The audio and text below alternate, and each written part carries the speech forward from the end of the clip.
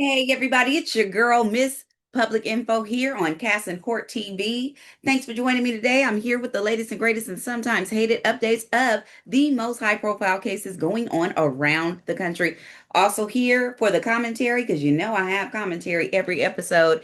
Thanks for joining me, and let's get going on this good Wednesday. But before we start, I got to tell y'all, it is so hot here in Los Angeles, like literally in the words of Dub C, hotter than an LA summer. Like it literally is a LA summer. So it is extremely hot. I am like out of energy, out of everything. I'm not like the type of person that's like I keep myself, in pretty good shape. I work out and stuff like that. But when I'm like outside, it's so hot. Like when you're out there and you're trying to just move about and everything, you're just like, it's just killing me. So I don't know where you guys are in the country, wherever you are, please stay cool, or where you are in the world for that matter. If it is summer where you are, please stay cool. It is rough. It is rough, rough, rough. Okay, now let's get to it. Your girl, your favorite one, Gina Young. She is back in the press, guys. Now, some of y'all gave me a lot of grief for, actually doing the story as it relates to her writing the letter, but I want to give some perspective. Like, she is somebody who went to Tasha K, which I've learned now that the interview is a few years old, but Tasha K re-released the exclusive during the trial. But so back in 2018, 2019, she did this interview, which I showed on episode 65. Go back and play it.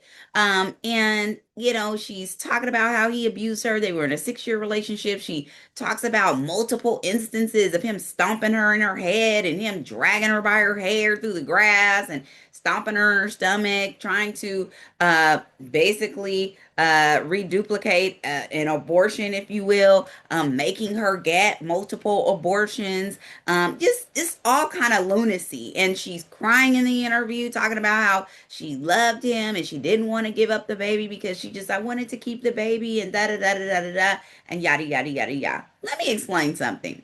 Number one, when you have presented yourself into the public as being dating or being close to a public figure, you then become a representative of that public figure, meaning people think that they can comment on your life because you have made it very public that you're part of this public figure's life. So then you become part of the sort of public fodder for people to sort of talk about, right? So that's number one. Number two, Gina Young has put herself out there on Instagram with P. Diddy. We've seen these sort of stories, and she and Young Miami are getting into it about, who was his woman of the time and all of that. So it's like, it's not one of these things where people are going out to seek information out about Gina Young. Like, nobody, she's actually like, a pretty normal, one of the normal ladies that he dates, because the rest of the girls are like somehow in the limelight, or they, are dating other people of note, so people already know of them. But Jeannie Young is like, a normal woman. And so if she wanted to stay out of the spotlight, she could, because no one would be looking for her. That said, so when you put yourself out there, people are going to comment on your life. They're going to comment on the decisions that you make. They're going to comment on the decisions that you make as it relates to this person of note that you're dating. And so with that, when she decided to write that letter after going on this press tour, talking about how he was awful to her and how she loved him and he didn't want the baby and all this stuff and yada yada yada, and 6 years of, an abusive relationship. And then after that, some years later, when you're able to sort of tell your story officially in a court of law, or you're able to, represent your story truthfully, you don't. Speculation is that Sean Combs has been paying her off, and that's the reason she didn't show up. And she was subpoenaed by the Department of Justice. This was not a, well, you can kind of come if you want, or if you don't know. according to many sources, CNN being one of them, she was subpoenaed by the Department of Justice to show up and testify. Now, the Department of Justice decided not to make a big woof about it because who wants to have a witness, quote unquote, on the stand who doesn't want to be there? Nobody wants that. We don't know what she's going to say, you know? So, that said, you don't owe to the court order, you don't adhere rather to the court ordered subpoena, and because your speculation is that you're being paid off, and then now currently you're up in here talking about everybody on threads about how everyone's a sheep and free Diddy and all of this. This girl is crazy and she definitely is being paid. But what I will say about her and what also came out in this Tasha K episode is that she grew up in a violent situation. So this is very um typical of someone who grew up in violence, grew up around violence, and thinks that a lot of this toxic behavior or a lot of abusive behavior is a signal or a sign of love. And what's really sad about this situation, I'll actually say, is that she's being manipulated for all the world to see. And I think it's very clear for anyone who is giving this even just a ounce of honest opinion on it that she is being manipulated into, not telling her truth in a court of law and also now fighting for him and sort of being, his sort of cheerleader on the sidelines. Um, and then what's also weird about this is that she's always been sort of like the one that's been fighting for position, jockeying for position. I think it came out in court. It's not, I think it did. It came out in testimony in Daphne Joy's testimony that at one point, uh, Sean Combs actually split. Sorry about that, guys. That's my alarm to feed my dog, but I've already done that. Sean Combs actually split a bracelet or a necklace and bracelet gift between the two ladies. I believe he gave Gina the bracelet and Daphne Joy the necklace, I believe, something like that.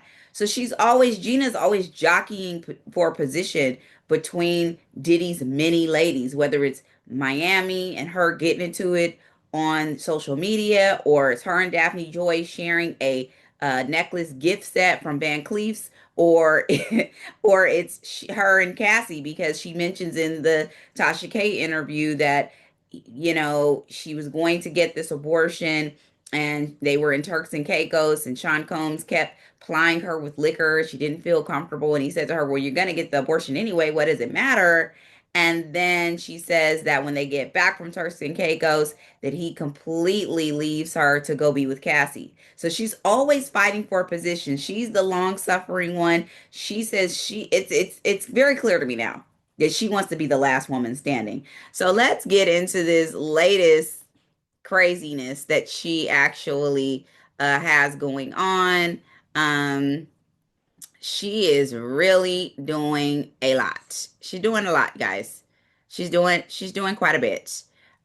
So this is what's happening here. Gina, Gina is, of course, speaking out after the backlash, and I'm going to drill down here to what she actually said.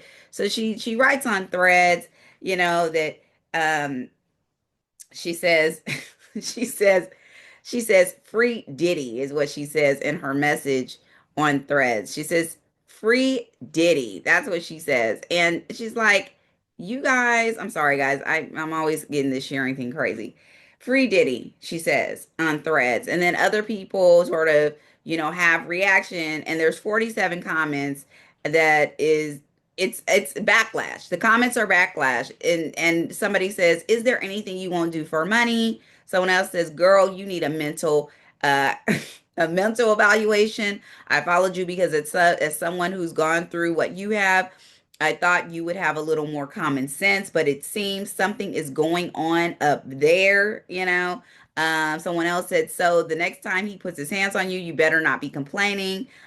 thought he made you lose your baby. So very condescending remarks. And then she shoots back and says, well, you sheeps act like I can't forgive a man I once loved. I'm not going to kick him while he's down because y'all want me to. BITCH, I don't even know you. TF, LOL, goofies. I am always have his back. And then she added some other posts. Um, let's yeah, she added some other posts. I mean, I think it was more taunting to some of these comments.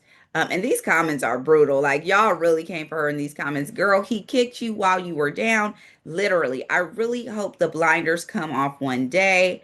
I'm not gonna kick him while he's down. The woman that he kicked in the stomach when she was down on the floor. Of course, I told you guys about that the other episode when I played the Tasha K episode or the Tasha K interview exclusive.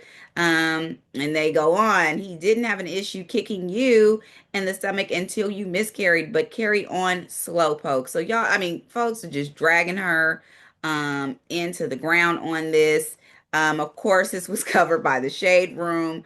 All of this was covered by them. That's of course the letter that went through. So it's just I think it's just very sad personally that this young lady doesn't have the confidence that she should have to really believe in herself. I actually feel really sorry for her. She's a beautiful young lady, but it is her own self-worth and confidence that is essentially it's missing. And Sean Combs has been able to capitalize off of this because she is essentially wounded, insecure, weak for him. She is someone who does not have backbone and doesn't care enough about herself. And she's a mother. She has a daughter, it's just not about her. It's about her daughter as well, the health and welfare of her daughter. So, we can't, I try not to judge on the decisions people make, but I thought this was really interesting since we have been talking about Gina Young and this letter. And of course, the judge denied bail anyway, and it didn't help. But she's sort of on a thread, social media, sort of trying to save face for what is going on in this debacle of a bail request, which all of us that are, you know, have any sort of law enforcement or legal background kind of knew it wasn't going to work out. I would say also that it's probably a good guesstimation. And I think, I heard Combs's attorneys do an exclusive interview, Miss Shapiro with Law and Crime the other day, and she was asked whether or not the if this was before the Judge Submarinian actually gave his answer. She was asked by Law and Crime um, if the bail was request was denied, if that would be sort of like a red flag towards uh, indicating that the judge was going to sentence him pretty high. And Miss Shapiro said something about, no, she didn't think that was an indication that would sort of be judged separately, that, they hope to get bail, but if they don't, they don't think that it would be any indication of that. I beg to differ. I think that this is a strong indication that the judge is likely going to be pretty harsh on the bail on the sentence.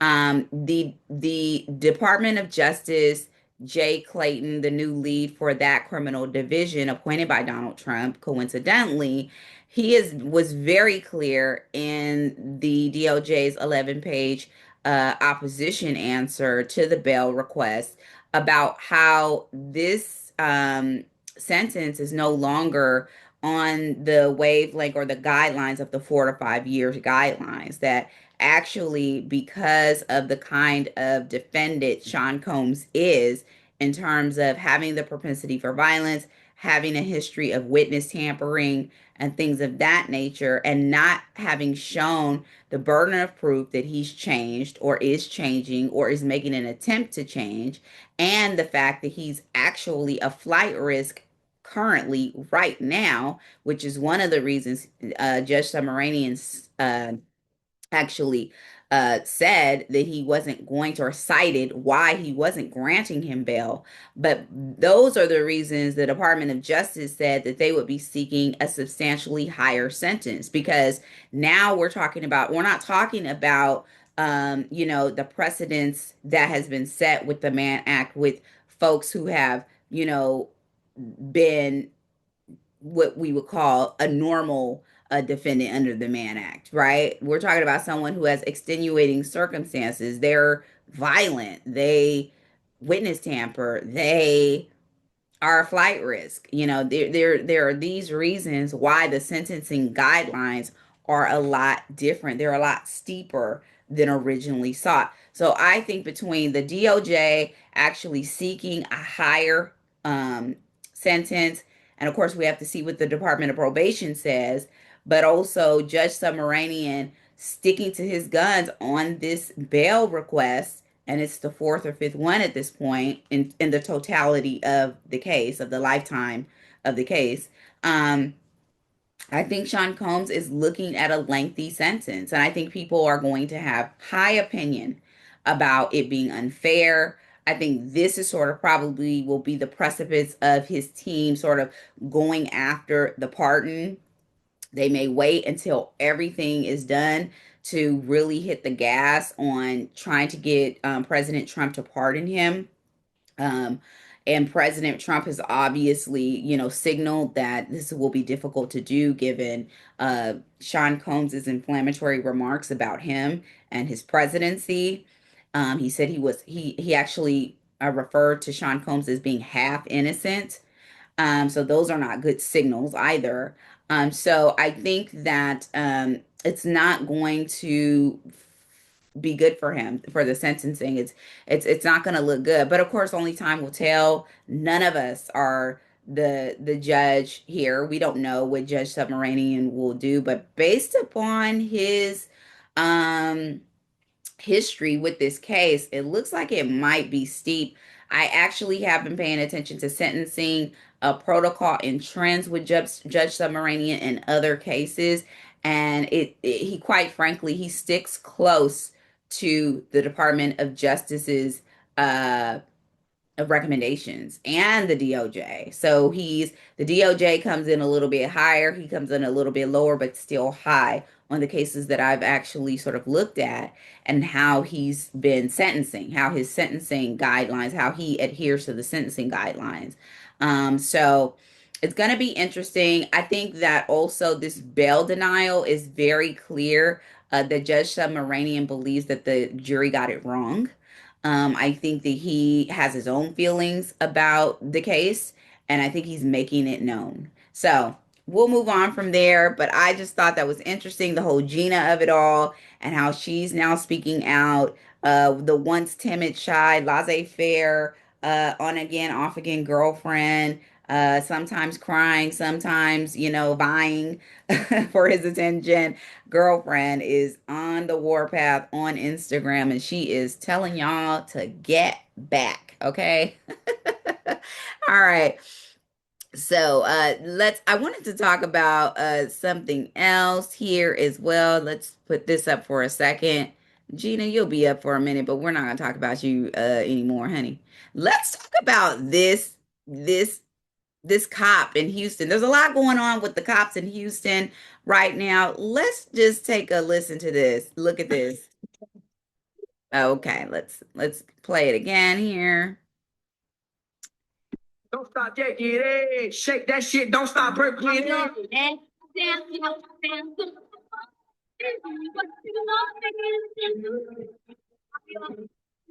Okay, so this cop here in Houston, she is currently under investigation with Internal Affairs because she made a TikTok video where she basically says she didn't get didn't get laid. That's my term. She didn't get laid the previous night. So basically everyone is getting a ticket. And of course she films herself in her cruiser, and she's apparently working or whatever it is that she's doing. But it was quite disturbing to the police department, because and it's not Houston, it is Houston, but it's the Harris County, the fifth precinct. And the police department is now saying, we're investigating you internally because this is not professional.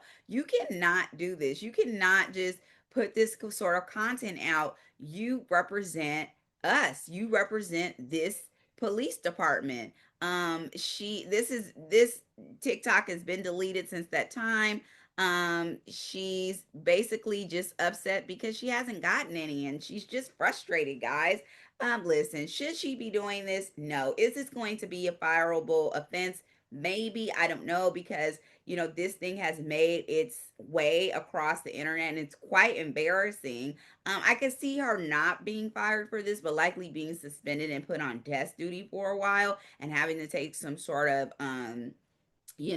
classes or some sort of training or something like that. And obviously this is going to be on her record. But this is not cool. Like, and also when internal affairs starts talking at you, it's a problem. Like, this is a problem. This is something she definitely should not have even done. And what I've also noticed too, that I have, police officers in my family, but I noticed that some police officers, in general, they do, some social media when they're at work, they're on their breaks or whatever that they're doing. But it's like you have to be careful with that stuff, because people are always looking for something to sort of ding cops on, especially as it relates to when they're supposed to be on duty. Now, let's go to this other police officer, woman police officer in Houston. She also. I already know y'all already cleaned it. Y'all already set it up. I already know. I already that's fine. But you don't know what I can do. You don't know what I can do to your sister too. Your sister stabbed me. I ain't put no case on her. She should have made sure the shit stop. I should have. You the bitch. I'll be a bitch. I'll be a but 212. You ain't shoot that gun. You can't be scared. You ain't shoot that gun. Yeah, you ain't shoot that gun. You ain't shoot that gun. You ain't shoot that. Yeah, she right here. She got a gun on me. I'm just telling you that she put a gun on me, huh? So this is Houston is having a time today with their police officers, with their female police officers who are apparently in rare form. So this situation actually happened. As you can see, it was a female officer who pulled a gun on her sister's boyfriend during a heated family dispute. Apparently the boyfriend had taken the sister's phone, and she wanted to get that phone back. So she pulled a gun out on him. This is extremely illegal. Whether you are a off-duty police officer or an on-duty police officer, you are not allowed to utilize your service pistol to do this. This is brandishing a weapon. This is also felony assault. Even it is illegal and it is assault to pull out your weapon on someone, even if it's unloaded. You're not allowed to do that. It's illegal. Now that is actually the law here in the state of California. I'm not really sure what the law is there in Texas, because the gun laws here are different than the gun laws elsewhere. But in the state of California, if this were to happen, this is a felony what she's doing, because you are not allowed to brandish your weapon, point a gun at anyone. It's considered assault because it's a deadly threat. Also, brandishing a weapon is also something that is a felony offense, and it's something that you can get hooked up for. And the fact that she was willing to risk her job, and you heard what he said. She says, I cannot wait until they lock you up. he says, "Oh, I know you guys planned it." So this bit looks really bad for the Houston Police Department. I don't know what precinct this is, but obviously this happened in Houston, Texas. The boyfriend was actually taping this, and the way that he has his hand on the wheel and he's actually taping this with his phone sort of indicates to me that this has happened before, or this is like par for course for this family. Like they get into it a lot. She's probably gotten into it with him a lot or whatnot. It's probably a known fact. She doesn't like him. Whatever issues are going on between her and between him rather and her sister is a known fact within the family. This is really crazy. Like I was sitting there when I initially saw this. I was like, what in the heck is happening here? This makes no sense. But yes, this is completely illegal. Her the Houston Police Department, whatever precinct she belongs to, will also likely put her on desk duty as well until they investigate what was going on here. Now, this is something she could get fired over because you are actually brandishing your weapon. You could have accidentally, you know, pulled that firearm, or you could have just pulled it on purpose and actually, you know, unalive this guy right here in the car with no provocation. This would have been a cold-blooded murder had she pulled that trigger. There is no reason. And you also, what's illegal is utilizing your uniform as a police officer or your place in law enforcement to scare someone or to lord power over someone when you are not actually on duty. So even if she was like, this was like during the time that she was on duty, obviously she was in her cruiser, this was not a designated stop for her. So this was a personal issue. That's illegal. You're not allowed to, any police, law enforcement member or detail within the law enforcement office, you're not allowed to use your credentials to gain access or to threaten or to do anything like that. When I was with the district attorney's office, I wasn't allowed to utilize my title with the district attorney's office to, you know, push my weight around or to, you know, get my way under any circumstances. That it's illegal. It's illegal.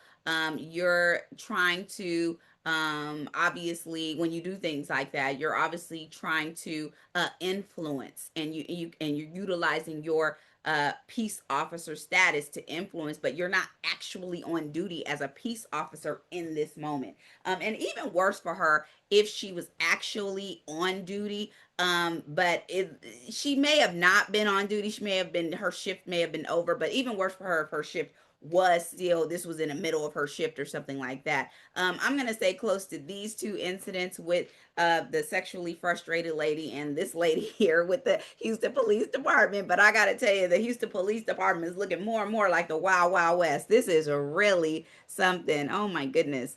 I was like, what is going on here? Oh man. Interesting, interesting, interesting. Well, thanks so much for joining me today, guys, for this episode of Cast in Court TV. I'll be back a little bit later on with a few more updates on some other cases.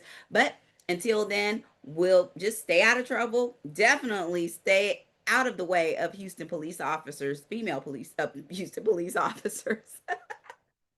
And if you happen to see the lady who's sexually frustrated on maybe a dating app, well, you know what she's looking for, at least. All right, guys, I'll see you soon. Thanks for joining me.